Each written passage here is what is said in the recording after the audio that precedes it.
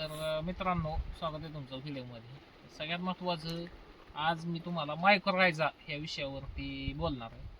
तर मायक्रोरायझा काम करतो कसं, आणि मायक्रोरायझा सोडायचा कोणता, आणि मायक्रोरायझा सोडायचा कसा, आणि मायक्रोरायझा कोणत्या कंपनीचा चांगला, ह्या 2-3 पॉईंटवर मी तुम्हाला माहिती सांगणार आहे. थोडा व्हिडिओ लांब होईल, जर गडबड असेल तर तुम्ही सेव्ह करून परत बघा.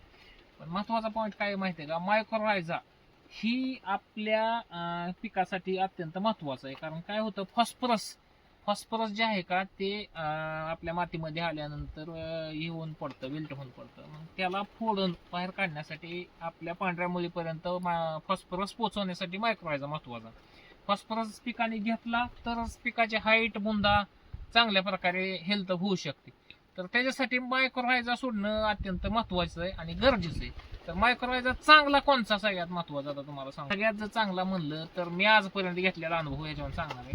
तर रॅली गोल्ड 1 नंबर टाटाचा असतो तो. परत 2 नंबरला ते आपल्या IPLचा मायक्रोरायझा येतो, हिरवा एक चौकोनी डब्बा असतो, तुम्ही बघू शकता.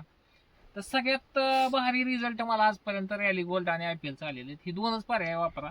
तर तुम्ही ही वापरताना काय करायचं माहिती आहे का, सोडताना ड्रीप मधून, तर सगळ्यात महत्वाचं ड्रीप मधून सोडताना 2 किलो गुळ ही सोडणं गरजेचं आहे. कारण मायक्रोरायझा पहिल्यांदा त्याचं म्हणजे थोडक्यात संख्या वाढवण्यासाठी गुळ महत्वाचा आहे.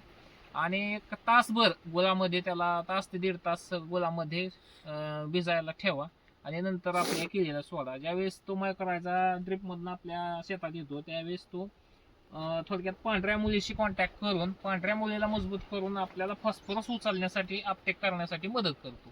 ही त्याचं काम आहे. त्याच्यासाठी मायक्रोरायझा तुम्ही नक्कीच वापरा, रॅली गोल्ड किंवा IPLचा. आणि त्याच्यामुळे पांढरी मुळी तुमची कधीही थांबणार नाही आणि पीक चांगलं येणार. आणि वापसा अशी कंडिशन ठेवा, जास्त चिखल होता कामा नये मित्रांनो. शेतीमध्ये तुमची बाग असू द्या, कुठलंही पीक असू द्या, त्याच्यामध्ये जर असं हाताने पिळलं चिखल निघायला लागला तर तिथं मुली बंद पडते, तिथं चालत नाही तुमचं काय सुद्धा.